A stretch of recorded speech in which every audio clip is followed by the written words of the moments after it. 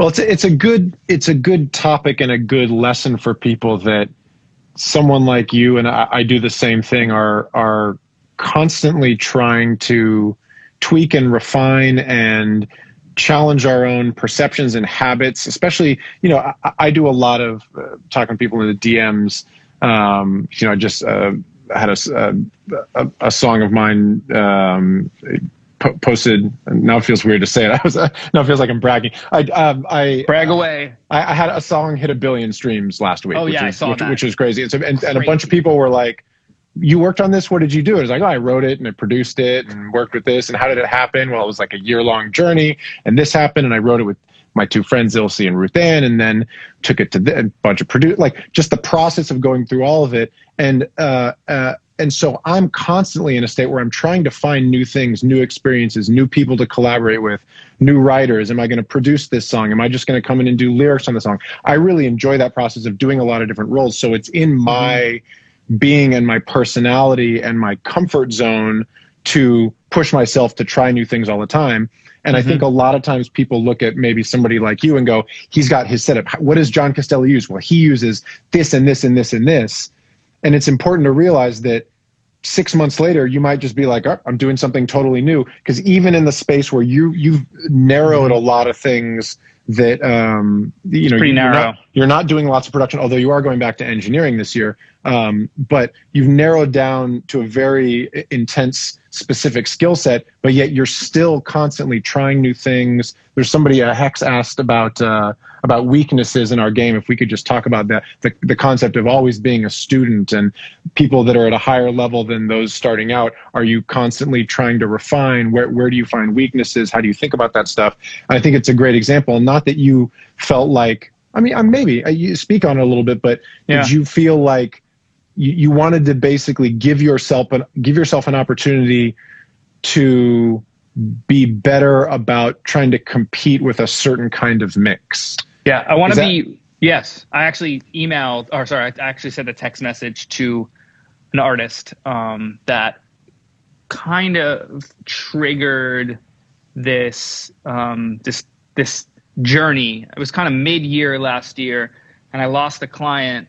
I don't know if I lost the client. That's a bit dramatic, but a few songs since his album came out, someone else has mixed, and I mixed, more than half of a 21 song album, right? Like it was we were engaged highly in this process, and it didn't work out after mixing a song for a next EP that was supposed to come out, and I didn't make it as loud as he wanted. Because it was an acoustic guitar and vocal with a kick drum song. And I was like, it should feel more musical than that and more open. And when I said, it feels like EDM doing electric guitar, acoustic guitar, he's like, well, that's kind of what I want. And my reaction was like, okay, well, if that's what you want, I don't really know how to do that.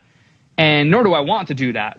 EDM approach on an acoustic guitar, song, it's that's not I don't feel that. I feel emotion from the dynamics and what's the lyric, and you're in your bedroom and you're talking about whatever the lyric was. It was just really intimate and really slow, and I lost the gig. He went elsewhere for the rest of the EP, didn't use my mix on that, and it was a bummer because he's a friend. And I thought, okay, that was one project this year that didn't work out.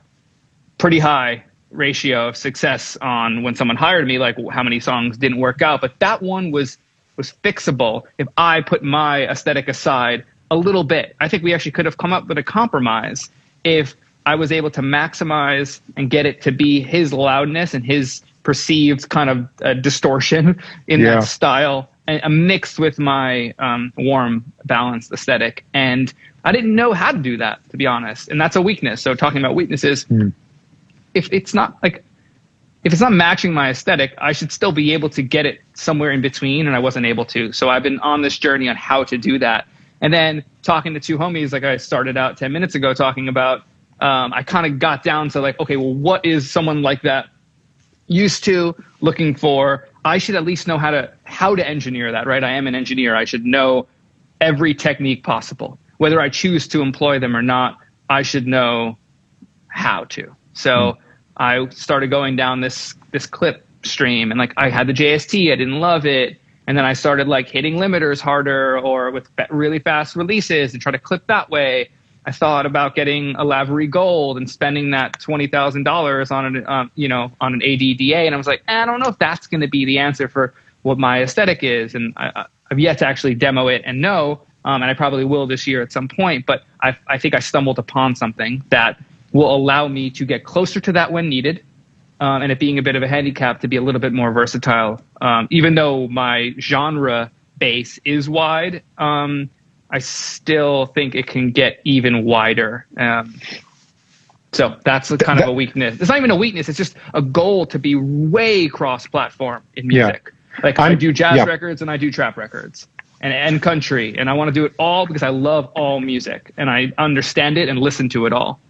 I love these discussions because it always makes me go 3 steps more meta. And it's like, okay, can you do this? Do you want to do this? Yeah. What do you want to do with your life? What do you want to do professionally? What inspires you creatively? I think that I'm confident that you could not make any changes. You could have your double tube mix bus. You could cruise for years and years and years, making the amazing sounding mixes that you've done. But you and I are not those type of people. We're the type of people that get excited about, okay, what's the new thing? Why does it sound that way?